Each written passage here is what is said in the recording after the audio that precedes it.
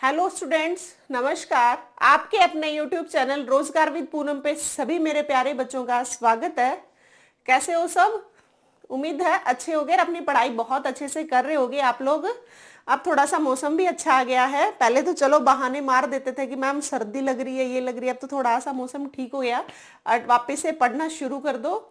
और वापस से पढ़ना पड़ेगा भी अब आप लोगों को। आप जो बच्चे जिनको लग रहा था कि सीईटी का एग्जाम है, थोड़ा सा आगे जाएगा, वो सीईटी का एग्जाम भी पास आता दिख रहा है, क्योंकि डेली एचएसएससी में मीटिंग्स चल रही है। मीटिंग्स के साथ साथ आप लोगों के लिए कुछ लेटर्स जारी हुए, जैसे सेंटर अलॉट का पूछा गया है। तो बहुत कुछ चल रहा है आपके सीईटी के लिए। तो बहुत जल्दी सीईटी भी होने वाला है और उसके लिए हम तैयारी कर ही रहे हैं, डेली क्लास ले रहे हैं। और आप लोगों को भी बहुत पढ़ने की जरूरत है। खाली इस एक क्लास से काम नहीं चलेगा आप लोगों का, उसके साथ साथ में बहुत सारी यूट्यूब पे क्लासेस और मिलेंगी, हर एक सब्जेक्ट की मिल जाएंगी, जो फी पे नहीं कर सकते उन लोगों के लिए। ठीक है, तो ऐसे क्लासेस सभी को देखते रहना है और आगे बढ़ना है। हमें बहुत ऊंचाइयों तक जाना है। ऊंचाइयां इन द सेंस हमारा फर्स्ट टारगेट हमारी गवर्नमेंट जॉब होनी चाहिए। ठीक है, उसके बाद आपका जो मर्जी कुछ कर लेना, लेकिन कुछ दिनों तक अपनी ख्वाहिशों को थोड़ा सा दबा के थोड़ा सा मेहनत की डायरेक्शन में अपनी चीजों को लेके जाओ। और जब डायरेक्शन आपकी सही चली जाएगी, जब आप सफल हो जाओगे, फिर आप कुछ भी कर सकते हो। ठीक है, तो देखो बच्चों, हमने हरियाणा करंट की क्लास ली थी, कल एक क्लास ली थी। ऐसे ही मैं आज एक और क्लास लेके आई हूँ आपके आगे। सेकंड क्लास है हमारी हरियाणा करंट की ही। ठीक है, और एक बच्ची का कमेंट आया था कि मैम आप जो क्लास लेते हो वो टॉपिक वाइज लो। मुझे एक बात बताओ बच्चों, हरियाणा करंट में टॉपिक क्या होगा? क्या टॉपिक हो सकता है आपकी? हरियाणा करंट ऐसे बोल सकते हैं भाई दिसंबर की करंट अफेयर है, नवंबर में क्या क्या नया हुआ, अक्टूबर में, ये तो हम कह सकते हैं, लेकिन टॉपिक वाइज तो कुछ बनता ही नहीं ना। मैं आप लोगों को जो क्लासेस ले रही हूँ ना, ये बहुत इंपॉर्टेंट क्लासेस ले रही हूँ, बहुत सोच समझ के क्वेश्चंस करवा रही हूँ मैं आपको। 2-4 क्वेश्चन तो ऐसे ले रही हूँ जो नई नई नियुक्तियां हुई हैं, या फिर हमारे हरियाणा में नया नया क्या होने लग रहा है, पेड़ों से रिलेटेड आता है, तो मैं 1-2 पेड़ों से रिलेटेड भी क्वेश्चन उठा रही हूँ। आप बस पढ़ते चलो शांति से, विश्वास बना के बहुत अच्छा कंटेंट दूंगी, इस बात की टेंशन मत लो। आराम से पढ़ते रहो, टॉपिक वाइज लगा लो या नियुक्तियों का लगा लो, सूरजकुंड मेला, हर एक टॉपिक कराऊंगी मैं आप लोगों को। बस पढ़ते चलना ऐसे ही। ठीक है, और मेहनत की दिशा में चलते रहोगे तो सफल तो एक दिन जरूर हो जाओगे। देखो, हरियाणा करंट की हमारी आज सेकंड क्लास है। कल एक क्लास ली थी। जो भी बच्चा आज नया जुड़ेगा वो बच्चों फर्स्ट क्लास जरूर ले लेना, क्योंकि कल मैंने एक हरियाणा करंट की क्लास ली थी। आज हमारी ये क्लास है सेकंड। ठीक है, तो सेकंड क्लास में आज मैंने कल 30 क्वेश्चन कराए थे, आज भी मैं आप लोगों को 30 क्वेश्चन कराऊंगी। 10-12 क्लासेस लूंगी, उनको सभी की सभी क्लासेस सभी को देख लेनी है। फिर बताना मुझे दिसंबर की करंट तक आपको कहां दिक्कत आ रही है। ठीक है, तो बहुत सोच समझ के सारी चीजें, चाहे किताब से रिलेटेड हो, कौन सा किताब किसको मिला है, यूनिवर्सल हो चाहे इंडियन का कुछ हो, तो सारी चीजें मैं आपको करा रही हूँ। मिक्स क्वेश्चन करा रही हूँ, बस फर्क ये है मिक्स क्वेश्चन वही उठा रखे जो आपके एग्जाम के लिए इंपॉर्टेंट है। ठीक है देखो, हाँ, आज मैं कल कह रही थी आपको मैं हिंदी की क्लास आज लूंगी। आज बच्चों मैं इसकी हरियाणा करंट की क्लास ले रही हूँ। कल मेरी एक और क्लास आएगी हिंदी की ही, वो सभी बच्चों को देखनी है, वो आपके लिए ही है, बहुत इंपॉर्टेंट क्लास रहेगी। मैं आपके पेपर तक बताया तो था, हिंदी भी कंप्लीट करवाऊंगी। वैसे मैं हिंदी की टीचर नहीं हूँ, पर मैंने बहुत कुछ हिंदी सीखी है जो एग्जाम्स में आती है, वो मैं जरूर करवा दूंगी आप लोगों को। ठीक है, चलो पढ़ते हैं हम। हमारा first question, miss universal grand India 2024 का खिताब किसने जीता? क्वेश्चन है हमारा ये। तो क्या सुनीता रानी ने जीता, क्या स्मृति तिवारी ने, या साक्षी मेहता ने, या संस्कृति तिवारी ने? देखो, ये मिस यूनिवर्सल ग्रैंड इंडिया 2024 का किताब आपसे पूछ सकते हैं, क्योंकि अब आपके एग्जाम्स आ रहे हैं 2025 में, फेब में, मार्च में, अप्रैल में। फेब में तो उन बच्चों के एग्जाम आएंगे भाई जो 20 ग्रुप के बच्चे थे ना, और जो 20 ग्रुप के अलावा आज न्यूज़पेपर में देखा होगा जो पेंडिंग बच्चे भर्तियां बच गई थी ना, भर्तियां इन द सेंस की कुछ पोस्ट बच गई थी, जैसे 36 थी, पता नहीं, मुझे ध्यान नहीं है पोस्ट का नाम तो, लेकिन जो पेंडिंग भर्तियां रह गई थी ना, पेंडिंग जितनी भी पोस्ट थी, उनके एग्जाम्स होंगे फरवरी में। और फरवरी के जो पेपर होंगे उनमें भी हरियाणा करंट आएगी और उनमें भी हरियाणा जीके आएगी। तो आप सारी क्लासेस देख के जा सकते हो, आपके लिए ही, आपकी हेल्प के लिए ये क्लासेस चल रही है। ठीक है, तो देखो, मिस यूनिवर्सल ग्रैंड इंडिया 2024 का किताब जिसने जीता है बच्चों, वो है संस्कृति तिवारी। कौन है? संस्कृति तिवारी। तो आप याद रखोगे, मिस यूनिवर्सल ग्रैंड इंडिया 2024 का किताब किसने जीता है? संस्कृति तिवारी ने जीता है।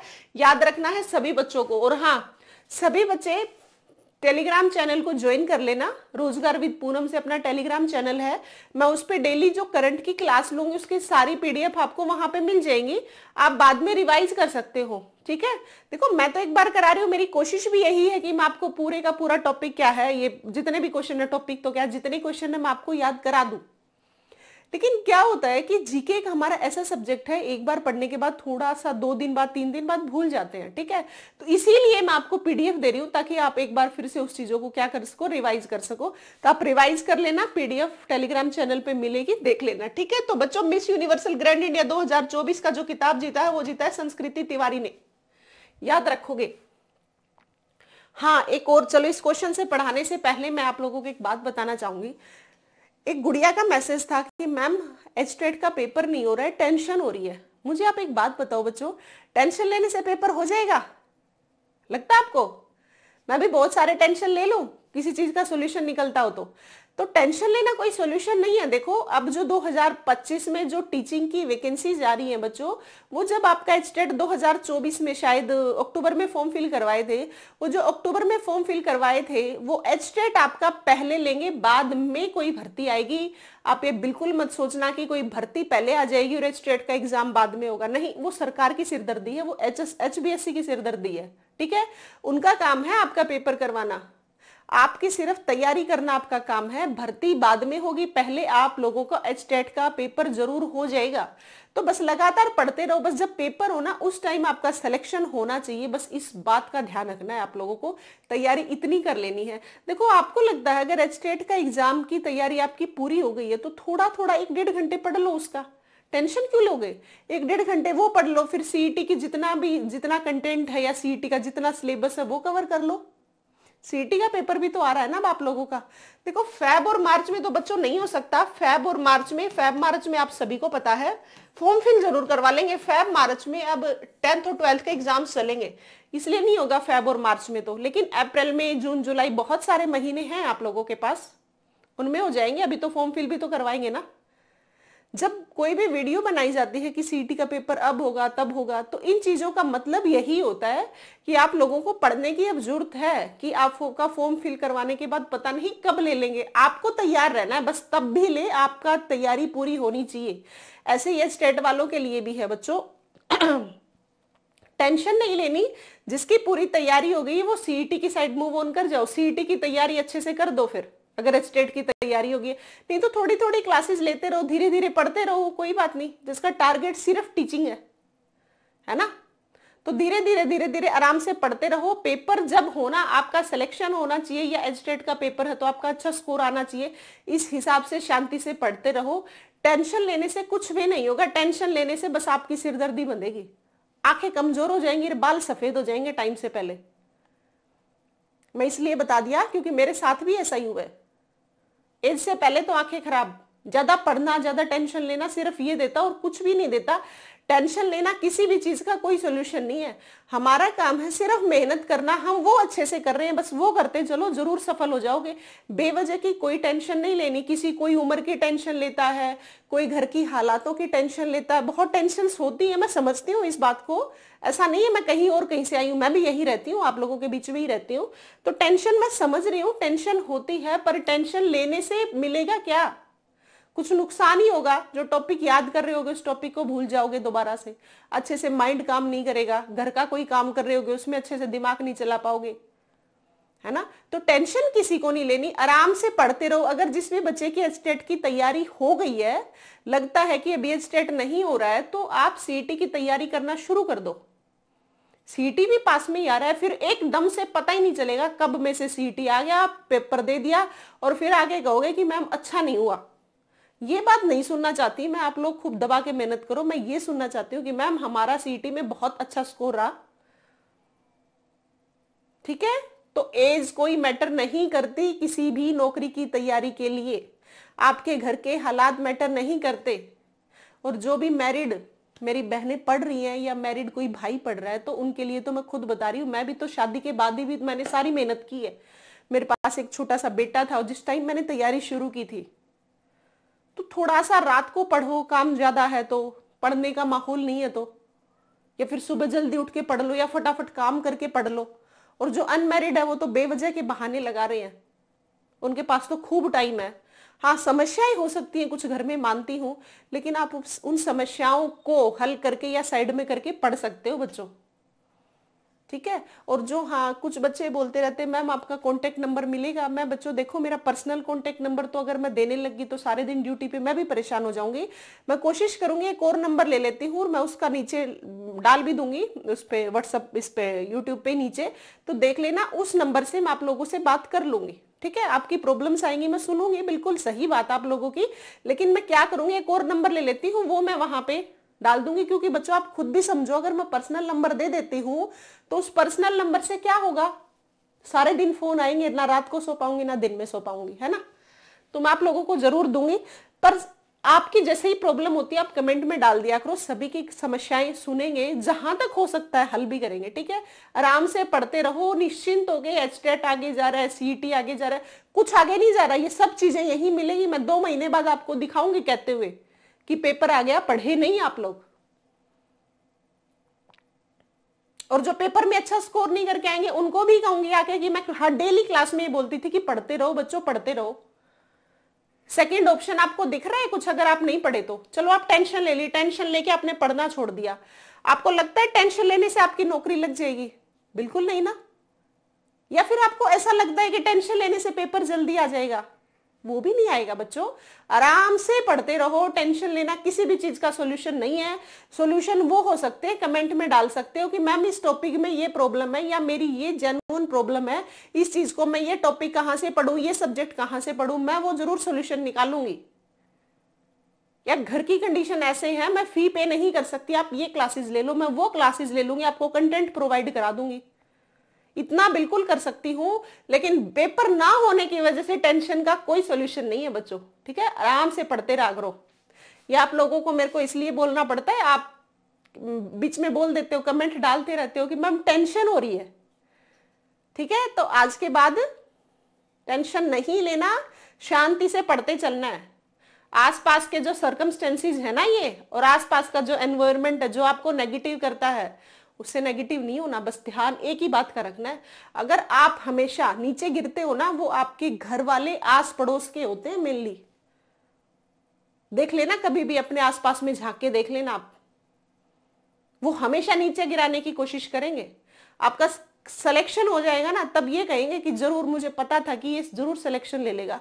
अगर 1% नहीं हुआ ना, तो फिर जरूर पूछ ले, उनको पता होता है कि आपका सिलेक्शन नहीं हुआ, फिर भी पूछेंगे क्या रहा भाई तेरा। अरे होता तो उसके चेहरे से पता ना लग जाता। तो ये मजे लेने वाले हर किसी को मिलते हैं, मुझे भी मिले थे, आप लोगों को भी मिलेंगे। उनको ओवरकम करते हुए हमें आगे बढ़ना है, बस हमारा टारगेट ये होना चाहिए। ऐसा नहीं है आपको ये अजूबे नहीं हो, आपको ये सब सुनने को नहीं मिलेगा। आपको भी, मुझे भी मिला था, आपको भी सुनने को मिलेगा, हर किसी को मिलता है। जब आप आगे बढ़ते हो तो टांग खींचने वाले बहुत होते हैं। मुझे तो ऐसी ऐसी बातें सुनने को मिलती थी कि सारे दिन ऊपर बैठी रहती है, पता नहीं पड़ती है क्या करती है ना। और जो बोलते थे उनके सामने है सब कुछ। बहुत कमेंट्स, बहुत बहुत गंदा गंदा फेस देखना पड़ता है, तब कहीं जाके एक जॉब मिलती है। तो इस चीज से कोई अछूता रह ही नहीं सकता। तो सभी को आराम से शांति से पढ़ते रहो। ये प्रॉब्लम्स आएंगी, इनको फेस करते चलो, आगे बढ़ते चलो, बस इतना ही कहूंगी। और पढ़ते चलो शांति से। चलो अब आते हैं हमारी सेकंड क्वेश्चन पे। आराम से पढ़ो, फिर कभी फुर्सत में एक बार मीटिंग करेंगे सारे बच्चे मिलके, सिर्फ उसमें हम बातें करेंगे कि आपकी क्या प्रॉब्लम है और मैं क्या सोल्यूशन निकाल सकती हूँ। मैं कभी लाइव आऊंगी, आप लोगों के लाइव आके सिर्फ बातें ही करेंगे, ठीक है। उस टाइम जरूर जो भी प्रॉब्लम हो आप बता सकते हो। हाँ बिल्कुल, जिनका डाउट है कि मैम मुझे व्हाट्सअप नंबर या फोन नंबर दे दो, तो मैं जरूर दे दूंगी। 1-2 दिन में मैं कुछ एक अलग नंबर ले रही हूँ, वो आप लोगों के लिए ले रही हूँ, आपकी प्रॉब्लम सुनने के लिए। उस पे आप कॉल कर सकते हो फिर, ठीक है। चलो अब आते हैं, अंतर्राष्ट्रीय महिला दिवस 2024 के अवसर पर किसे हरियाणा सरकार के सर्वश्रेष्ठ महिला कर्मचारी अवार्ड से सम्मानित किया गया। क्वेश्चन है हमारा ये, अंतर्राष्ट्रीय महिला दिवस, आप पहले मुझे ये बताओगे आज कमेंट सेक्शन में डाल के कि जो अंतर्राष्ट्रीय महिला दिवस है ये कब मनाया जाता है। आपको बताना है अंतर्राष्ट्रीय महिला दिवस 2024 की तो ये बात अलग है, आपको ये बताना अंतर्राष्ट्रीय महिला दिवस कब मनाया जाता है। तो क्वेश्चन है ये कि इस अवसर पर किसने हरियाणा सरकार के एक सर्वश्रेष्ठ महिला कर्मचारी थी और उसको अवार्ड से सम्मानित किया गया। ये अवार्ड सम्मानित तब होते हैं जब आप उस फील्ड में, किसी भी फील्ड में हो, उसमें बहुत अच्छा करके देते हो, कुछ डिफरेंट। अच्छा तो सारे करते हैं, बिल्कुल डिफरेंट हटके जो किसी को इंस्पायर करे या किसी भी डिपार्टमेंट में उस चीज के लिए फायदा होता हो, उन्हीं को ये अवार्ड मिलते हैं। बिल्कुल हाईलाइटेड चीज हो और लगातार उस फील्ड में उस बंदे ने, किसी ने भी, मेल हो फीमेल हो, उसने लगातार उस चीज में मेहनत की हो, उन्हीं के ये अवार्ड मिलते हैं। ये अवार्ड मिलना कोई आसान काम नहीं है, बिल्कुल खूब मेहनत करते हैं। अदरवाइज तो सरकारी नौकरी लगने के बाद लोग सोचने लग जाते हैं अब तो नौकरी लग गया, आराम से बैठ के खाऊंगा। और कुछ लोग देख लो आपके सामने हैं जो मेहनत करके बाद में भी अवार्ड लेते हैं। इन्होंने मेहनत की होगी ना, तो ऐसे ही आपको मेहनत करनी पड़ रही है, तो करना होगा सबको अपने हिस्से का। देखो किसको मिला है, आपको याद रखना है बच्चों, सुमन सलूजा को मिला है। किसको मिला है? सर्वश्रेष्ठ, सरकार की सर्वश्रेष्ठ महिला कर्मचारी कौन थी? सुमन सलूजा, इनको मिला है, याद रखोगे आप, ठीक है। तो 2 का आंसर है सी। पढ़ो अगला क्वेश्चन। हरियाणा में शहमारी लाडो रेडियो स्टेशन किसके लिए प्रारंभ किया गया है? शहमारी लाडो ये है, और इसके लिए रेडियो स्टेशन किसके लिए प्रारंभ किया गया है? क्वेश्चन ये पूछा गया है। आप देखो, क्या किसानों को, क्या युवाओं को, या महिला लड़कियों को, या वरिष्ठ नागरिकों को? जब लाडो किसको बोलते हैं हमारे हरियाणा में? लाडो बोलते हैं लड़की को। तो ये किसके लिए रेडियो स्टेशन शुरू हो सकता है? ये है बच्चों महिलाओं के लिए और लड़कियों के लिए। किसके लिए है? महिलाओं के लिए और लड़कियों के लिए। महिलाओं की प्रॉब्लम सुनने के लिए एक आयोग बना था 1999 में। कहां बना? हरियाणा का ही महिला आयोग, और ये बना पंचकुला में, इसका हेडक्वार्टर है। ये भी आपको याद रखना है। मारी लाडो, शहमारी लाडो रेडियो स्टेशन किसके लिए प्रारंभ किया गया? नाम से भी पता चल रहा है, कई बार नाम से पता नहीं चलता कि हम सोचे कि हर क्वेश्चन में नाम से पता लग जाए, नहीं। ऑप्शन आंसर कुछ और होता है और क्वेश्चन में कुछ और दिया होता है। हर चीज कैसे आंसर तो नहीं मिलेगा, लेकिन इसका मारी लाडो से पता चल रहा है महिलाओं के लिए और लड़कियों के लिए रेडियो स्टेशन प्रारंभ किया था। तो बच्चों 3rd का आंसर है सी। और ये भी आपको याद रखना है, महिला आयोग की स्थापना कब की गई? 1999 में, और इसका हेडक्वार्टर कहां है? पंचकुला। ये भी आपको याद रखना है, ठीक है। पढ़ो बच्चों 4था क्वेश्चन। करनाल की गाय शकीरा ने 24 घंटे में कितना दूध देकर एशिया में रिकॉर्ड बनाया है? सब देखो, ये इस टाइप के रिकॉर्ड जो बनते हैं ना, ये हर टाइम हर साल के पूछे जाते हैं और पेपर में हमेशा आता है। ये जो रिकॉर्ड्स होते हैं, गाय का 24 घंटे में दूध, भैंस का दूध, ये सारे रिकॉर्ड पूछे जाते हैं और पेपर में आते हैं, इसीलिए मैंने ये क्वेश्चन लिया है। आपको याद रखना है, हमारे हरियाणा में पशु के आंकड़े जो आते हैं कि सबसे ज्यादा गाय कहाँ है, सबसे ज्यादा भैंस कहाँ है, सबसे ज्यादा बकरी कहाँ है, सबसे ज्यादा सूअर कहाँ है। हैरानी, हंसी भी आएगी कि सबसे ज्यादा सूअर कहाँ है। क्वेश्चन आया था ये 2019 में, क्लर्क का एग्जाम हुआ था सितंबर 2019 में, वो क्वेश्चन आया था वहां पे, हमारे हरियाणा में सबसे ज्यादा सूअर कहाँ मिलते हैं। तो एक बात बताओ, सूअर कोई मिलने वाला डेटा है, पर क्वेश्चन पूछ लिया, उसके बाद से जितने पशुओं से रिलेटेड क्वेश्चंस हैं हमें याद करने पड़ रहे हैं। उसका आंसर था सोनीपत। इसका मतलब सबसे ज्यादा सूअर कहाँ पे है? सोनीपत। स से सूअर, स से सोनीपत, ठीक है। और हरियाणा में सबसे ज्यादा भैंस कहाँ पे है? भैंस सबसे ज्यादा है बच्चों हिसार में। कहाँ पे है? हिसार में। जबकि एक क्या है, जींद में सबसे ज्यादा, जींद को हम दुग्ध नगरी बोलते हैं, और वहां पे ये कौन सी भैंस है? मुर्रा नस्ल की भैंस सबसे ज्यादा कहाँ पाई जाती है? आप याद रखोगे, वो मिलती है जींद में, मुर्रा नस्ल की भैंस जींद में, और दुग्ध नगरी भी हमारी क्या है? जींद है। जबकि सबसे ज्यादा भैंस मिलती है कहाँ पे? हिसार में। और सबसे ज्यादा गाय कहाँ मिलती है? आप याद रखोगे, सबसे ज्यादा गाय हमारे हरियाणा के सिरसा में है। और सबसे पहले गौशाला, सबसे पहली गौशाला कहाँ खुली थी? वो आपको याद रखना है, गौशाला खुली थी रेवाड़ी में। कहाँ खुली थी? रेवाड़ी में। जबकि सबसे ज्यादा गायें कहाँ मिलती हैं? वो मिलती हैं बच्चों सिरसा में, ठीक है। और इनसे रिलेटेड आपने सुना भी होगा, सब भैंस की ये क्लोन तैयार की थी, गाय की डोली वगैरह, ये सब सुनी होंगी, ये पेपर में आती हैं, ये आपको याद रख लेनी है। भैंस से रिलेटेड, जो पशु से रिलेटेड आपका एक टॉपिक बनेगा तो मैं आपको सारा कराऊंगी, उसमें बता भी दूंगी, जैसे सबसे ज्यादा खरगोश कहाँ है, सबसे ज्यादा ऊंट कहाँ है, ये सारी बातें बताऊंगी, मैं टॉपिक कराऊंगी। तो देखो अब तो हम करंट पढ़ रहे हैं। तो शकीरा ने 24 घंटे में कितना दूध दिया है? आपको याद रखना है, इन्होंने दिया 80 किलो 756 ग्राम। इसका मतलब ऑन एन एवरेज एक टाइम का इसने 40 किलो दूध तो दिया होगा, और ये अपने आप में बहुत बड़ी अचीवमेंट है। इनको प्राइज मिलते हैं, किसी को कितने हजार, किसी को कितने, ये बहुत प्राइज मिलते हैं इनके लिए। और रिकॉर्ड देखो अपने आप में 24 घंटे में 80 किलो 756 ग्राम का रिकॉर्ड किस गाय ने किया? शकीरा ने। और ये गाय कहाँ की है? करनाल की है। ये क्वेश्चन आ सकता है आपके पेपर में, तो आप याद रखोगे। चौथे का आंसर है बच्चों सी। पढ़ो पांचवा क्वेश्चन। हाल ही में हरियाणा सरकार ने किन वस्तुओं पर प्रतिबंध बढ़ा दिया गया है?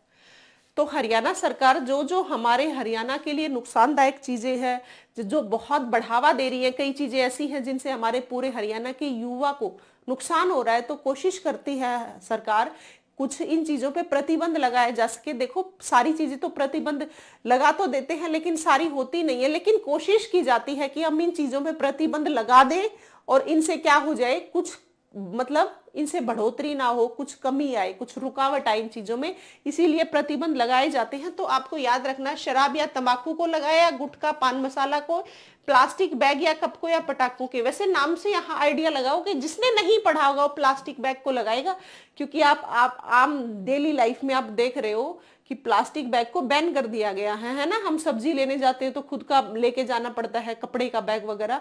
लेकिन यहाँ पे ये आंसर नहीं है। हरियाणा सरकार ने जो बैन लगाया ना, वो गुटखा और पान मसाला को लगाया है। आपको सभी को पता भी है, ये चीजें हमारे हरियाणा में बहुत बढ़ रही हैं। पंजाब में बहुत ज्यादा नशे बहुत ज्यादा पंजाब में हो रहे, वहां से होते होते कहाँ आ गए? हरियाणा में। और इसीलिए सरकार चाह रही है कि इन चीजों को बढ़ावा ना मिले, इसी के लिए गुटखा और पान मसाला को भी क्या किया गया है? इन पे प्रतिबंध लगाया गया है, आपको याद रखना है।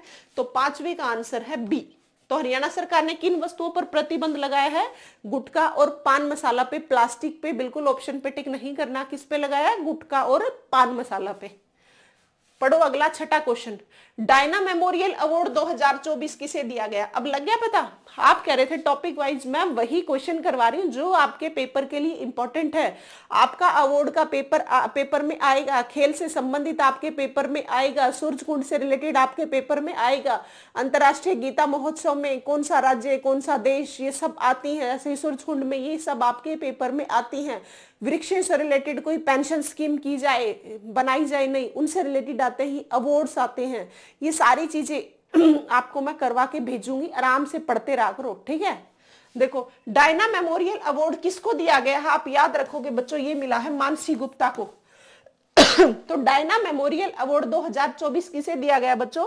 ये दिया गया है मानसी गुप्ता को। याद रखोगे, डायना मेमोरियल अवार्ड किसको मिला? मानसी गुप्ता को।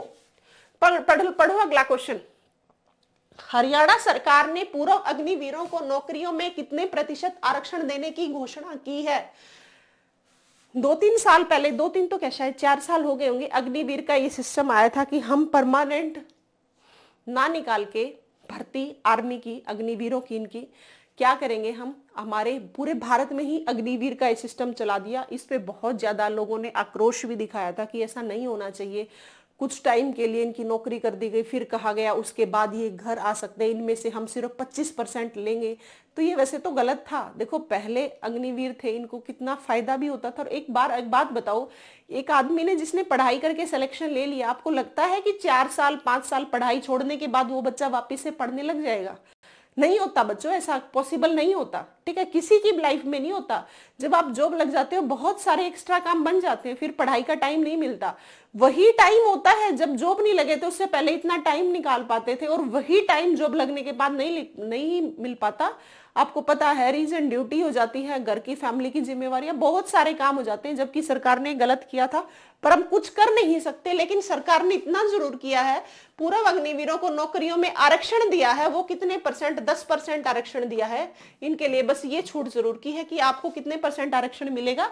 10% आरक्षण मिलेगा। ये इंपॉर्टेंट क्वेश्चन है आप लोगों के लिए। तो हरियाणा सरकार ने कुछ नए नए अभियान चलाती है, नई नई अचीवमेंट जो दिखाती है ना, वो जरूर पेपर में पूछती है, क्योंकि वो चीज अपनी हाईलाइट करनी होती है। हरियाणा सरकार कभी ये नहीं पूछेगी कि हरियाणा में बेरोजगारी दर कितनी है, या सीईटी कितने साल में हुआ, इन चीजों से उनको कोई मतलब नहीं होता। उनको मतलब होता है कि हमने दिखावा कि हमने बहुत अच्छा क्या क्या किया। ये जरूर आपसे पेपर में पूछती है, उन्हीं में से कि ये क्वेश्चन आप याद रखोगे 10%। अगला क्वेश्चन पढ़ो, साइबर अपराध नियंत्रण के उत्कर्ष का कार्य के लिए किस हरियाणवी पुलिस अधिकारी को सम्मानित किया गया। नियुक्तियां और सम्मान ये दोनों पेपर में पूछे जाते हैं, इसीलिए मैं कह रही हूं अगर मैं एक दिन में आपको सारी नियुक्ति करा दूंगी ना तो आप भूल जाओगे। मैं करा दी, मान लो सारी मैंने बोर्ड पे छाप दी, मैंने पढ़ के आपको सुना दी, आपको लगता है उससे याद हो जाएंगे? बिल्कुल नहीं होगी। तो कोई तरीका नहीं, ऐसे तो बुक में छपी हुई है, कोई बुक उठा लो, सभी सारा डेटा बुक में है। फिर टीचर की क्या जरूरत रहती है? टीचर की ये जरूरत होती है कि वो आपको बातों बातों में समझा सके किस चीज को कैसे पढ़ना है, क्योंकि उसने पढ़ के वो सब चीजें आपके समक्ष पेश की हैं। तो वो चाहते यही है, हर टीचर अपनी तरफ से बेस्ट देता है, वो इसीलिए दे रहे होते हैं आपको। अदरवाइज आप बुक में से पढ़ लो, बताना मुझे हरियाणा करंट याद हो जाएगी क्या? ऐसे नहीं होती, ठीक है। इनके भी कुछ तरीके होते हैं। तो मैं आपको क्वेश्चन मिक्स दे रही हूँ, नियुक्ति का भी दे रही हूँ, अवार्ड्स के भी दे रही हूँ, कौन सा किताब किसने जीता, सारे टाइप के मिक्स इसीलिए करवा रही हूँ। अगर मैं एक दिन ये एक टॉपिक ले आई, किताब का ले आई, एक दिन नियुक्तियों का ले आई, तो आप भूल जाओगे। कुछ कुछ क्वेश्चन मिक्स कर रही हूँ ना, उनका फायदा होगा आपके, बस पढ़ते चलो। देखो, साइबर अपराध नियंत्रण में उत्कृष्ट कार्य के लिए किस हरियाणवी पुलिस अधिकारी को सम्मानित किया गया। इनको किया गया शत्रुजीत कपूर को, क्योंकि इन्होंने बहुत अच्छा काम किया था इस फील्ड में आने के बाद। ये जो अपराध हो रहे हैं ना, इनको नियंत्रण करने का काम किया था। तो किनको अवार्ड अधिकारी को सम्मानित किया गया, आप याद रखोगे शत्रुजीत कपूर को। जैसे पीछे एक वो हुआ था ना, सिरसा में एक शायद रूम सा था और उसके अंदर एक वॉशरूम था, और वॉशरूम में देखा तो वो लड़का खुद अपने आप को इंजेक्शन लगा रहा था, सिर्फ नशे के लिए, कि वो इतना आदी हो गया था कि वो अपने अंदर, मतलब नसों में जो हमारी वेन्स है, इनमें हम इंजेक्शन ना लगाया तो मैं मरूंगा, ऐसी कंडीशन थी। उस लड़के को पकड़ा था, पुलिस ने ध्यान दिया था। तो ये जो इस टाइप की चीजें हो रही होती है ना, मतलब जितने करप्शन जितनी चीजें हैं, या फिर नशे की साइड जो युवा जा रहा है, उनको रोकने के लिए कुछ ही, हर कोई एक आम कर्मचारी ये काम नहीं कर पाता, कुछ ही ऐसे लोग होते हैं जिन चीजों पे ध्यान देते हैं, इन चीजों को ओवरकम करने की कोशिश भी करते हैं, उन चीजों को कम भी करवाते हैं, ये हेल्प करते हैं। उनमें से तो एक बहुत साइबर अपराध को कम किया था इनको, इसीलिए इनको क्या किया गया, सम्मानित किया गया। वो कौन है? शत्रुजीत कपूर। तो पुलिस अधिकारी को सम्मानित किया गया, उनका नाम है मेरे प्यारे बच्चों शत्रुजीत कपूर। 8th का आंसर है बी। पढ़ो अगला क्वेश्चन, हरियाणा का पहला केंद्रीय योग एवं प्राकृतिक चिकित्सा संस्थान कहां खोला गया है। हरियाणा का पहला केंद्रीय योग एवं प्राकृतिक चिकित्सा संस्थान, जो ये योग वगैरह होते हैं ना, ये योग वगैरह वैसे तो पता ही आपकी हेल्थ के लिए अच्छे हैं ही, इसीलिए योग है, प्राकृतिक चिकित्सा संस्थान ये जो खोले जाते हैं ना, ये आपके लिए इसलिए खोले जाते हैं कि आप इन चीजों की साइड ध्यान दो। आपको पता है डे बाय डे कैंसर के बहुत ज्यादा पेशेंट बनते जा रहे हैं, सभी को पता है। पेशेंट तो क्या बोलूंगी, एक आम आदमी, हर किसी को कैंसर होता जा रहा है। इसीलिए ये चीजों को बढ़ावा देने की है, ताकि ये नेचुरल जितनी चीजें हैं इनकी साइड आप ध्यान दो, योगा की साइड ध्यान दो। और ये संस्थान इसलिए खोले जाते हैं कि आप किसी भी कार्य को करने के लिए आपको आपको डायरेक्शन देने के लिए कुछ ना कुछ संस्थान हो सकता है। जैसे आप पतले होने के लिए जिम चले गए, योगा कर लिया, ये सब सारी चीजें आपको एक डायरेक्शन देती हैं, उससे आप उस काम को करना शुरू कर देते हो। इसी तरीके से एक संस्थान खोला गया है, केंद्रीय योग एवं प्राकृतिक संस्थान, ये खोला गया है देवरखाना में। कहां पे? देवरखाना में। और ये देवरखाना कहाँ की जगह है बच्चों, ये आपको याद रखनी है। देवरखाना जगह है झज्जर की। कहाँ की है? झज्जर की। ये आपको याद रखना है। झज्जर का आपको ये भी याद रखना है, एक एम्स खुला हुआ है हमारा, बाड़सा कैंसर संस्थान। बाड़सा में, झज्जर की ही जगह है ये, बाड़सा में कैंसर संस्थान खुला हुआ है। बहुत लकी, यहाँ इसकी नींव रखने खुद प्रधानमंत्री आए थे। ऐसे ही अब हमारा एक और एम्स खुलने लग रहा है। कहाँ पे? रेवाड़ी में। सेकंड एम्स एक तो हमारा बाड़सा झज्जर में है, all India institute of medical sciences, ये हमारा एक तो खुल गया बाड़सा झज्जर में, सेकंड खुल रहा है एम्स रेवाड़ी में। तो ये भी आपको याद रखनी है, कल शायद मैंने कराया भी था ये क्वेश्चन। तो ये याद रखना है, हरियाणा का पहला केंद्रीय योग एवं प्राकृतिक चिकित्सालय। अगर पूछा जाए योग प्राकृतिक चिकित्सालय संस्थान कहाँ है, आप प्रॉपर पूछें तो देवरखाना याद रखोगे, और ये देवरखाना जगह कहाँ की है वो आप याद रखोगे बच्चों, झज्जर की। कहाँ की है? झज्जर की। तो ये सारी बातें आपको याद रखनी है, ठीक है। आप एक बात ध्यान दे रहे होगे, मैं जब करंट करवा रही हूँ तो मैं इसके साथ में स्टैटिक जीके कम ली, मैंने कल थोड़ी सी फिर भी कराई थी, आज मैं नहीं करा रही। वो कारण ये है कि जब आप करंट कर रहे हो तो सिर्फ करंट पे ध्यान हो, ठीक है। मैं स्टैटिक जो हरियाणा की स्टैटिक जीके है वैसे ही बहुत सारी क्लासेस ले दूंगी, लेकिन मैं थोड़ा सा कंटेंट दे रही हूं ताकि 30 क्वेश्चन है वो 30 आपको प्रॉपर याद हो जाए। एक्स्ट्रा बातें बताने लगी तो ये करंट है ना, ये भी मिक्स होने लग जाएगी। तो कोशिश कर रही हूं, आज मैंने थोड़ा सा इस बात पे सोचा और मैंने सोचा कि मैं आपको सिर्फ करंट के ही क्वेश्चन प्रोवाइड कराऊं, ताकि जितने भी क्वेश्चन कराऊं 30, 35, 40 वो आपको प्रॉपर याद हो जाए, ठीक है। अदरवाइज ऐसा भी हो सकता है कि साथ साथ में हरियाणा का जैसे झज्जर आगे से रिलेटेड मैं बहुत सारी बातें बता दूं, पर मैं कोशिश ये कर रही हूँ कि ना बताऊं, जितने क्वेश्चन कराऊं वो आपको याद हो जाए। और हाँ, जो भी नए बच्चे जुड़ रहे हैं वो चैनल को अपने को सब्सक्राइब कर देना, शेयर किया करो। आपके साथ पढ़ने वाले सीईटी वाले बच्चे हो चाहे एचटेट वाले बच्चे हो, सभी की हेल्प होगी, ठीक है। चलो बढ़ो अगले क्वेश्चन पे, 10th क्वेश्चन पे। देखो बच्चों, हरियाणा में प्रति गाय प्रतिदिन गौशाला को चारे के लिए अनुदान राशि कितनी कर दी गई है।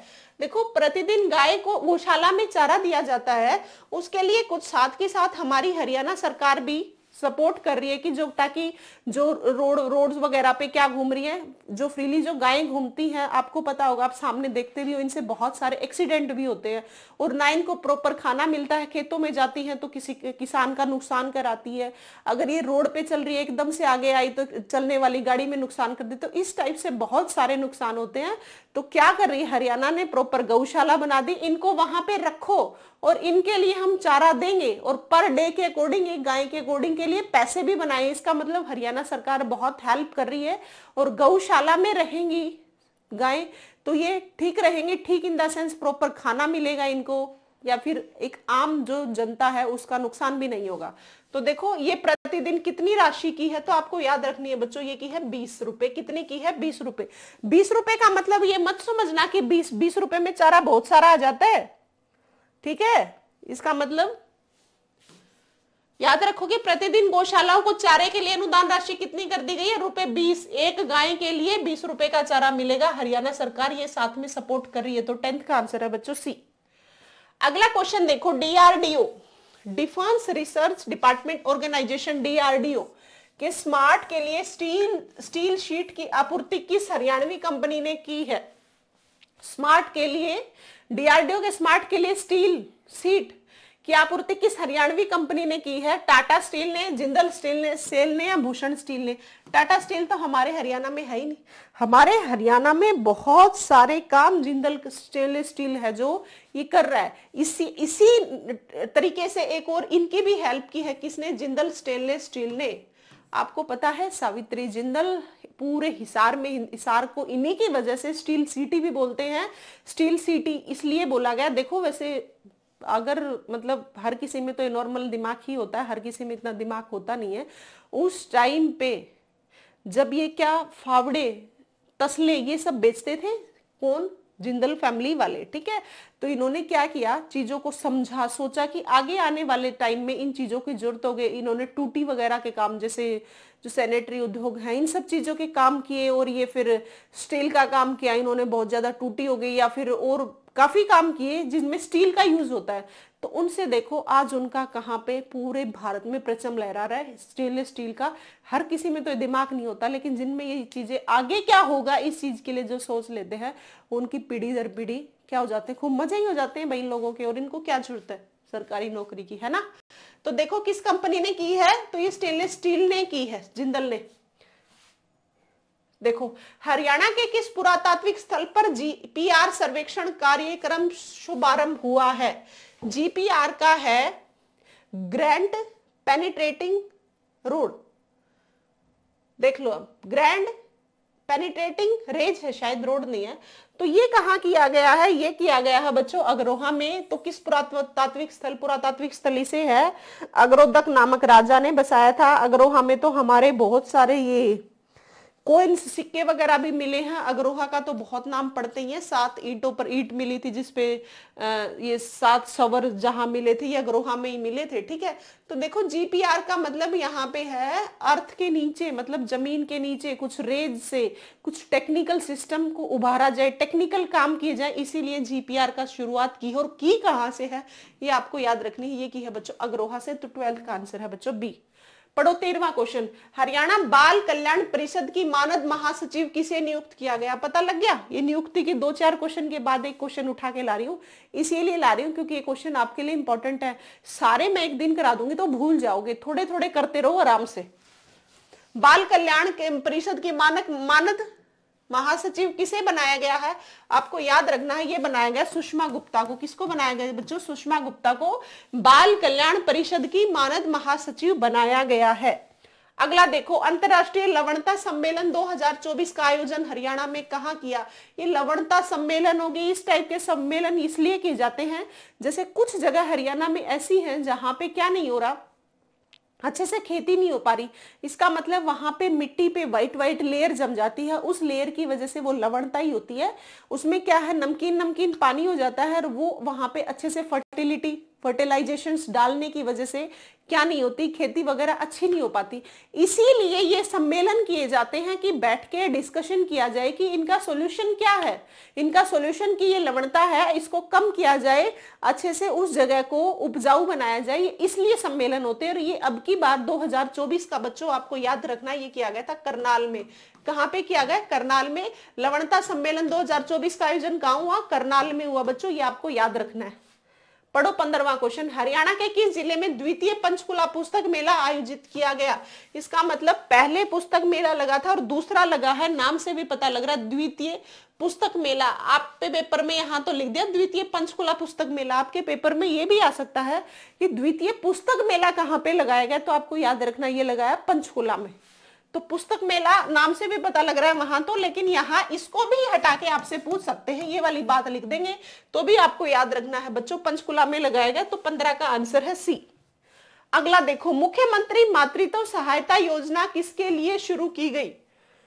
मुख्यमंत्री ने मातृत्व सहायता योजना शुरू की है कि जब एक माता के बच्चा हो, दूसरा बच्चा हो, उस टाइम पे हम कुछ हेल्प करें। जैसे आपने देखा होगा प्राइवेट में, गवर्नमेंट में जब बच्चे होते हैं तो सरकार कुछ राशि देती है, शायद 7,000 के लगभग देती है, कि उससे एक माता का और एक बच्चे का पूरी तरीके से ढंग से वो उनका खाना पीना जितना भी है वो सारा सिस्टम मैनेज किया जाए। ठीक है, इसीलिए मातृत्व सहायता योजना में किस दूसरे बच्चे के लिए, पहले बच्चे के लिए थी ये वाली योजना, मातृत्व सहायता योजना दूसरे बच्चे के लिए वित्तीय सहायता के लिए शुरू की है कि दूसरा बच्चा हो तो वित्तीय सहायता मतलब पैसे से जच्चा बच्चा दोनों सुरक्षित रख सके, उनको अच्छे से उनका पालन पोषण होके वो बच्चा भी हेल्दी रहे और माता भी हेल्दी रहे। क्योंकि आप सभी को पता है बहुत सारी माताएं जब बर्थ होते हैं बच्चों के तब एक्सपायर भी हो जाती है। अब तो इतना रेशो नहीं है, ये पहले बहुत होता था। तो 16 का आंसर है बच्चों बी। पढ़ो 17वां क्वेश्चन, डाक विभाग ने 6ठी से 9वीं कक्षा तक के बच्चों को पुरस्कृत करने के लिए कौन सी योजना शुरू की है? इसका मतलब डाक विभाग ने भी थोड़ी सी पहल की है। क्या की है? 6ठी से 9वीं कक्षा तक के बच्चे हैं उनको पुरस्कृत करने के लिए योजना बनाई है। ये इतने छोटे बच्चों को पुरस्कृत अवार्ड वगैरह देने से ना बच्चे थोड़े से मोटिवेट होते हैं, वो हर डायरेक्शन में काम करना सीखते हैं। इससे बच्चे में उत्साह बढ़ता है कि मैं ये काम करूंगा तो मुझे भी ये अवार्ड मिल सकता है। इस टाइप से हर टाइम कोई ना कोई विभाग बच्चों के लिए ये योजनाएं हैं, ये अवार्ड्स हैं, लेके आते रहते हैं ताकि बच्चे पढ़ाई से बोर ना हो और कुछ कुछ अवार्ड्स मिलते रहे, या खेल में लगा लो या बच्चों को पढ़ाई में लग लो, तो बच्चा मोटिवेट रहता है, सही डायरेक्शन में चलता रहता है। ये गुटखा पान मसाला नशे इन सब चीजों से फिर बच्चा दूर रहता है क्योंकि उसको एक प्रॉपर डायरेक्शन मिल जाती है कि मुझे ये काम करना ही है। ठीक है, इसलिए तो देखो ये दीनदयाल स्पर्श योजना शुरू की है और किसने की है? याद रखोगे बच्चों, ये डाक विभाग ने की है। कौन सी योजना है? डाक विभाग ने 6ठी से 9वीं कक्षा तक के बच्चों के लिए स्पर्श योजना शुरू की है। बच्चों के लिए पुरस्कृत करने के लिए दीनदयाल स्पर्श योजना शुरू की है, ये याद रखना है। ये पीडीएफ मिल जाएगी आप लोगों को, किस पे पीडीएफ मिल जाएगी? टेलीग्राम चैनल रोजगार विद पूनम अपना टेलीग्राम चैनल है, सभी ज्वाइन कर लेना। दूसरी बात, जो भी बच्चे नए जुड़ रहे हैं सभी को चैनल सब्सक्राइब करना है और सभी को शेयर भी करना है। ठीक है, आप लोग पढ़ रहे हो तो आप ये भी तो हेल्प कर सकते हो ना, कि आपके छोटे भाई बहन आपके फ्रेंड्स हैं वो भी करें, और दूसरे को शेयर करके वो भी पढ़ेगा। फायदा ये होगा, उससे पूछोगे भाई तूने क्लास ले ली क्या, बहन तूने क्लास ले ली, वो कहेगा हाँ ले ली, तो पूछो बताइए कैसा इसका आंसर क्या है। इससे उसका भी फायदा हो और आप पूछोगे तो आपके क्वेश्चंस अच्छे से याद हो जाएंगे पक्के, फिर भूलोगे नहीं। हरियाणा के किन 2 विश्वविद्यालयों को पीएम उषा स्कीम के तहत 20-20 करोड़ की ग्रांट दी है?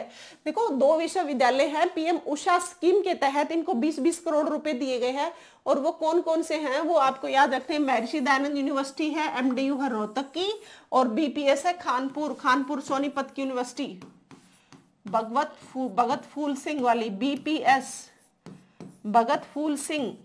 कब शुरू हुई थी यूनिवर्सिटी? खाली महिलाओं के लिए है, महिला विश्वविद्यालय। हमारे हरियाणा का सबसे पहला भी यही है, और है कहाँ? खानपुर सोनीपत में। ये बना कब था ये आपको याद रखनी है। बीपीएस की स्थापना महिला विश्वविद्यालय कब बना था? 2006 में बना था, ये आपको याद रखना है। एक हरियाणा की राज्य वन नीति है। राज्य वन नीति कब आई हरियाणा की? वनों को बढ़ावा देने के लिए राज्य वन नीति भी 2006 में आई थी, ये आपको याद रखना है। वन नीति के तहत आपको ये भी याद रखना, हमारा हरियाणा तरु दिवस कब बनाता है? हमारा हरियाणा तरु दिवस मेरे प्यारे बच्चों 15 जुलाई को बनाता है, ये भी आपको याद रखनी है बात, ठीक है। तो आपको याद रखनी है महर्षि दयानंद यूनिवर्सिटी कहाँ की है? एमडीयू सभी को पता है, रोहतक में है। कब बनी? 1976 में। इसको क्या किया गया है? विश्वविद्यालयों को पीएम उषा स्कीम के तहत 20-20 करोड़ रुपए दिए गए हैं। तो कौन कौन से? एमडीयू जो कि 1976 में रोहतक में बनी, और बीपीएस भगत फूल सिंह यूनिवर्सिटी खानपुर सोनीपत में है। महिला विश्वविद्यालय हमारे हरियाणा का प्रथम, बहुत बार क्वेश्चन आया है, ये कब बना? क्वेश्चन ये आता है 2006 में। पूछे बीपीएस है कहाँ? खानपुर सोनीपत में। राज्य वन नीति भी 2006 में आई। वन के साथ याद रखना तरु दिवस कब बनाया जाता है? 15 जुलाई को। ये इंपॉर्टेंट है, बहुत बार पूछते हैं, इसीलिए बीच में बता दिया, याद रखनी है बात भी, ठीक है। कर लोगे? तो 2 विश्वविद्यालय कौन कौन से हैं बच्चों? महर्षि दयानंद विश्वविद्यालय और बीपीएस महिला विश्वविद्यालय, ठीक है। पढ़ो 19th क्वेश्चन। हरियाणा राज्य महिला आयोग की उपाध्यक्ष कौन है? इसका मतलब महिला आयोग, अभी मैंने बताया था, महिला आयोग कब बना था? 1999 में। ऐसे याद रख लेना, महिला 99 के चक्कर में रहती हैं। 1999 में बना। इनका हेडक्वार्टर कहाँ है? पंचकुला में। महिलाओं की समस्या निपटाने के लिए आयोग बना था। आपको याद रखना है महिला आयोग की अध्यक्ष, उपाध्यक्ष पूछा गया ना, तो उपाध्यक्ष पूछा गया है तो आपको अध्यक्ष भी याद होना चाहिए। तो आप याद रखोगे महिला आयोग की अध्यक्ष कौन है? वो है मेरे प्यारे बच्चों रेणु भाटिया। कौन है? रेणु भाटिया। अध्यक्ष है रेणु भाटिया, और उपाध्यक्ष आप बताओ किसमें कौन है? महिला आयोग की अध्यक्ष कौन है? रेणु भाटिया। महिला आयोग की स्थापना कब हुई? 1999 में। हेडक्वार्टर है पंचकुला में। और क्वेश्चन है महिला आयोग की उपाध्यक्ष कौन है? उपाध्यक्ष है, आप याद रखोगे, सोनिया अग्रवाल। कौन है? सोनिया अग्रवाल क्या है? उपाध्यक्ष है, और अध्यक्ष है रेणु भाटिया। कर लोगे दोनों बातें याद?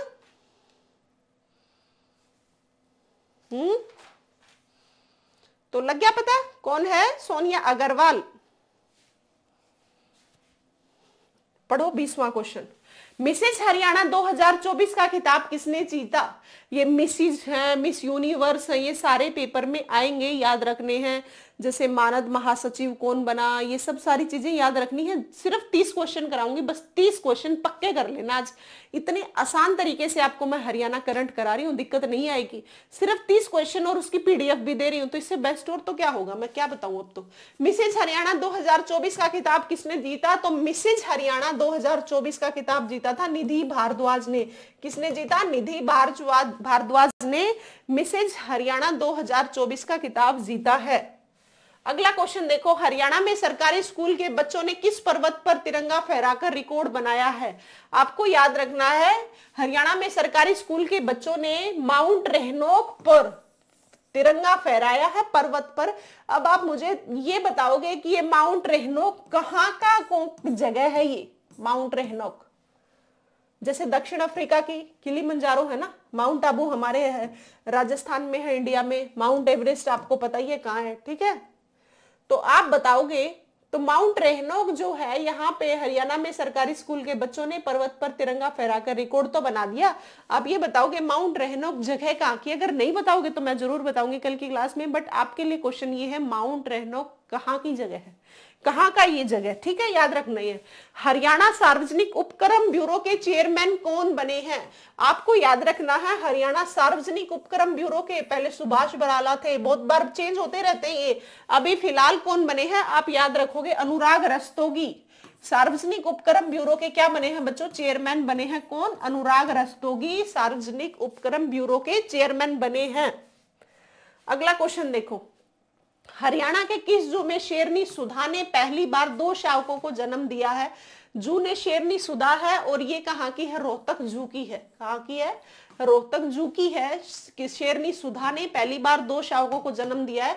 ये सुधा जो शेर, अरे रोहतक में जू है ना, जू पे वहां पे शेर शेरनी भी होंगे, शेरनी ने 2 बच्चे पैदा किए, तो ये पूछा गया, शेरनी का नाम था सुधा।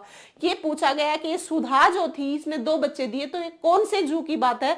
वैसे अचीवमेंट बड़ी, ये क्वेश्चन इसलिए आ सकता है क्योंकि हमारे हरियाणा में शेर वगैरह है ही नहीं।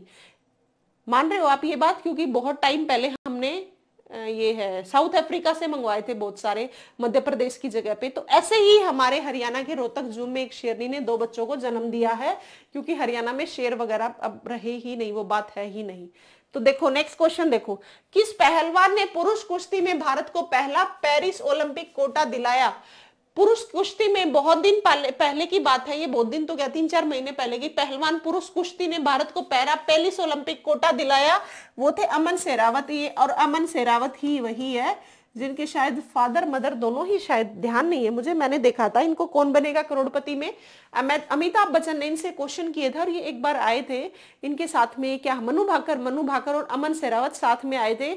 जब ये बैठ के मैं कौन बनेगा करोड़पति देखती हूँ तो उसमें इनसे बातें चल रही थी, तब बता रहे थे कि इनके भाई ने बहुत हेल्प की थी, ये बहुत टाइम से ही ये जो अखाड़े होते हैं यहाँ पे रहते थे, बहुत सालों से प्रैक्टिस करते आ रहे थे और इनका भाई ने बहुत साथ दिया था। और ये उसी अमन सेरावत की बात हो रही है। तो पुरुष कुश्ती में अमन सेरावत ने ओलंपिक कोटा दिलाया है हमारे हरियाणा का।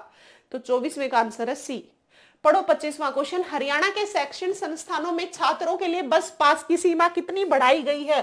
अब जो शैक्षणिक संस्थानों में जो बच्चे पढ़ने जाते हैं और थोड़ा सा जहां के हैं उससे थोड़ी सी डिस्टेंस पे है, उनके लिए बस पास फ्री सेवा तो उपलब्ध थी, लेकिन अब बच्चा मान लो यहाँ है और वो बस पास उसने बनवा लिया और दूर कहीं शैक्षणिक संस्थान है, मतलब कोई इंस्टीट्यूट है या कोई कॉलेज है, वहां पढ़ने जाता है, तो 150 किलोमीटर तक के लिए सीमा बढ़ा दी गई है। याद रखोगे कितनी? 150 किलोमीटर तक की, जितनी हरियाणा की सरकार की अचीवमेंट है।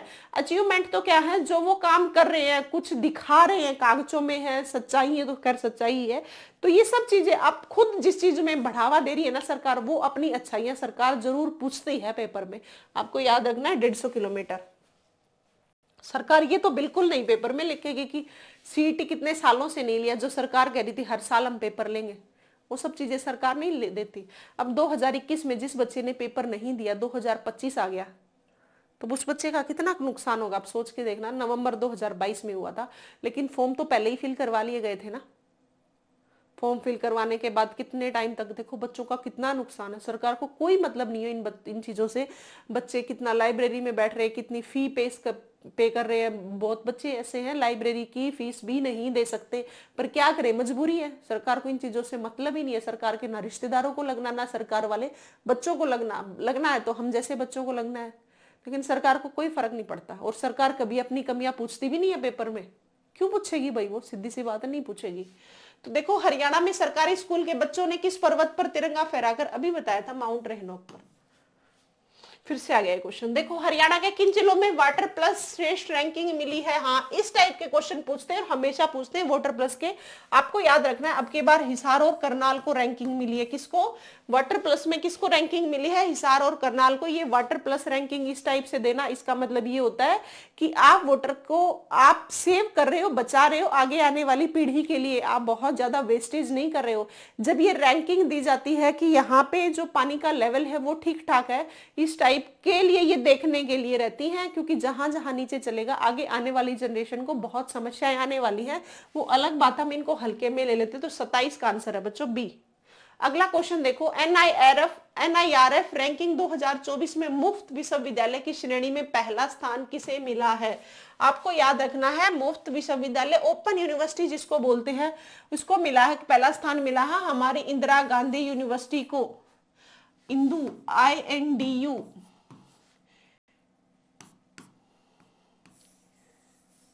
ठीक है, तो देखो इसमें इंदिरा गांधी राष्ट्रीय मुक्त विश्वविद्यालय है और ये हमारा है रेवाड़ी में। कहाँ पे है? रेवाड़ी मीरपुर में है। इसको पहला स्थान मिला है। आपसे ये भी पूछ सकते हैं कहाँ की जगह है, तो रेवाड़ी मीरपुर की जगह है। और ये यूनिवर्सिटी कब बनी थी? 2003 में बनी थी, ये भी याद रखना है। इसको पहला रैंक मिला है। ये बातें सारी याद रखनी है। किसकी बातें हैं? ये है इंदिरा गांधी राष्ट्रीय मुक्त विश्वविद्यालय की बातें। ठीक है, चले अगले क्वेश्चन पे पढ़ो। दिल्ली एक्सप्रेसवे पर मियावाकी वृक्षारोपण योजना किसके तहत है? एक्सप्रेसवे की बात आ गई तो क्या पर्यावरण मंत्रालय आएगा, क्या वन विभाग आएगा, क्या NHAI आएगा, शहरी विकास मंत्रालय? शहरी विकास को क्या मतलब इस बात से? उनको रोड से थोड़े मतलब है। आपके शहर में कैसे डेवलपमेंट करनी है, क्या सही से रोड बने हुए हैं, क्या अच्छे से सारे शिविर काम कर रहे हैं, कहीं पानी तो नहीं रुक रहा है, ये सब काम इनके होते हैं। अच्छे से अपने शहर का डेवलपमेंट करना। वन विभाग क्या देखेगा, वन सब ठीक है या नहीं। पर्यावरण मंत्रालय आपके जहां पे भी आप रहते हो वहां का एनवायरनमेंट कैसा, ये काम देखता है। एक्सप्रेस पर NHAI national highway authority of India, national highway authority of India ने मियावाकी वृक्षारोपण योजना किसके तहत की है? एक्सप्रेसवे पे, दिल्ली एक्सप्रेस पे NHAI ने ये पहल की है। तो 29 का आंसर है बच्चों सी। पढ़ो अगला क्वेश्चन। हरियाणा में किसान मित्र नामक मोबाइल ऐप का उद्देश्य क्या है? ये जो ऐप चलाई जाती है ना, ये इंपॉर्टेंट होती है, हमेशा पेपर में पूछी जाती है। आपको याद रखना है किसान मित्र ऐप किसके लिए हो सकती है? किसानों को वित्तीय सहायता प्रदान करने के लिए जो ऐप चलाई जाती है, किसान मित्र हो गई या पशुओं के लिए है, ये सब चीजें ऐप वगैरह इसलिए होती हैं ताकि किसानों की जो भी प्रॉब्लम आए हम उनको सोल्व कर सके। जैसे पशुओं के लिए, जैसे पशु हैं किसी बीमारी से मर गए तो उनकी हेल्प करने के लिए, इनके लिए कुछ सुविधाएं देने के लिए, इनके लिए कुछ पेंशन्स देने के लिए, ये सब चीजें इसलिए होती हैं। आप किसान को बेवजह से किसान मित्र ऐप बना दे और उसको वित्तीय सहायता दे दोगे तो किसान क्या करेगा? है ना? तो ऐसे बेवजह की बातें तो सरकार नहीं करती। किसानों को कानूनी सलाह नहीं देती। किसान कृषि संबंधित जानकारी और सुविधाएं प्रदान करने के लिए किसान मित्र ऐप बनाई गई है कि भाई आपकी कृषि में कोई दिक्कत आई, इसके लिए ये ऐप बना दी है कि आपकी खेती में कोई भी नुकसान हुआ है या कोई भी चीज का आपको अच्छे से खेती नहीं हो रही है, या फिर अच्छे से मान लो गेहूं है, गेहूं का बीज अच्छे से नहीं पक रहा है, या खरपतवार बहुत बढ़ गई है, तो किसान मित्र ऐप उनकी हेल्प करेगी। तो क्या करेगी? कृषि संबंधित जानकारी बताएगी, इस चीज में और क्या क्या सुविधाएं आपको मिल सकती हैं, आप क्या क्या सुविधाएं और ले सकते हो, ये सब प्रदान करती है। तो याद रखना है किसान मित्र नामक मोबाइल ऐप किस लिए है? कृषि संबंधित जानकारी और सुविधाएं प्रदान करने के लिए। पढ़ लो अगला क्वेश्चन बच्चों, लास्ट क्वेश्चन है। हरियाणा में सबसे अधिक वोटों से लोकसभा चुनाव जीतने का रिकॉर्ड किसके नाम है? सबसे अधिक लोकसभा का जब हमारा चुनाव हुआ था, लोकसभा में हमारी सीट है 10 लोकसभा की और राज्यसभा की है हमारी 5 लोकसभा और राज्यसभा की हमारी सीट है 5, और जिनमें से 2 रिजर्व हैं, अंबाला की और इनमें से और सिरसा की। ठीक है, तो राज्यसभा की हैं 5। और सबसे ज्यादा वोटों से जो विजयी रहा था ना, वो रहे थे बच्चों संजय भाटिया। कौन रहे थे? संजय भाटिया। संजय भाटिया आप सभी को पता है कहां से है, ये मुझे बताने की जरूरत नहीं है। तो ये थे बच्चों आज के हमारे क्वेश्चंस। आराम से इस क्वेश्चंस को पढ़ना सभी को। मैंने ज्यादा साथ में और कुछ एक्स्ट्रा नहीं कराया मैं। जैसे अब संजय भाटिया से रिलेटेड बताने लगी, या फिर मनोहर लाल खट्टर के जन्म और ये सारी बताने लगी, दुष्यंत चौटाला के बारे में बता, तो ये मैं एक्स्ट्रा हरियाणा स्टैटिक जीके में बहुत सारा करवा दूंगी। यहाँ पे मैंने एक्स्ट्रा बातें इसलिए नहीं बताई, इसमें आपका नुकसान ये था कि जितने हरियाणा के करंट के क्वेश्चन करवाना चाहती थी वो आप आधे याद करोगे, आधे भूल जाओगे। तो मेरा टारगेट सिर्फ ये 30-31 क्वेश्चन थे, इनको याद करवाने का था। और अब एक बार पढ़ लिए मेरे साथ, एक बार PDF से पढ़ लेना, फिर पूरे अच्छे से याद हो जाएंगे। ऐसे 10-12 क्लास में एक दिन मैराथन क्लास भी करवा दूंगी। बाकी दिसंबर के बाद जनवरी का जो 2025 का डेटा है ना, जब आपके पेपर की जैसे ही डेट अनाउंस हो जाएगी उसके बाद में एक दिन पूरी रिवाइज करा दूंगी। ये क्वेश्चन भी मैं आपको रिवाइज करा दूंगी। लगातार मुझसे जुड़े रहना और सभी बच्चों को चैनल को सब्सक्राइब कर लेना, PDF टेलीग्राम चैनल पे मिल जाएगी, रोजगार विद पूनम है। क्लासेस पसंद आ रही है तो आपको लाइक करना है, और जो भी डाउट हो आपका कमेंट सेक्शन में डाल देना, और अपना बेल आइकन प्रेस करके रखा करो। इससे आपको पता लग जाता है किस टाइम कौन सी क्लास आई है, आप देख सकते हो। ठीक है, तो ये थी बच्चों अपनी क्लास। ऐसे ही अगर आप करंट की जो मैं क्लास ले रही हूँ इनमें आप सपोर्ट करोगे तो क्लास रेगुलर लूंगी, अदरवाइज इन क्लासेस को बंद करके वही हरियाणा जीके और साइकोलॉजी पे आ जाऊंगी। ठीक है, मैंने हिंदी की क्लास ली थी, सभी बच्चों को वो हिंदी की क्लास लेनी है। एचटेट के जिन बच्चों के साइकोलॉजी में प्रॉब्लम आ रही है वो साइकोलॉजी की सारी क्लास ले सकते हो। हरियाणा में सीईटी में हरियाणा जीके 25 नंबर की आएगी, बिल्कुल एग्जाम ओरिएंटेड हरियाणा जीके कराऊंगी। शांति से आराम से पढ़ते रहना मेरे साथ साथ में, फिर बताना मुझे कितनी हेल्प की है मैंने आपके पेपर में। ठीक है, चलो थैंक यू बच्चों। सभी को सब्सक्राइब करना है, नए बच्चे जो जुड़ेंगे, और सभी को जोड़ना भी है बच्चों। Thank you.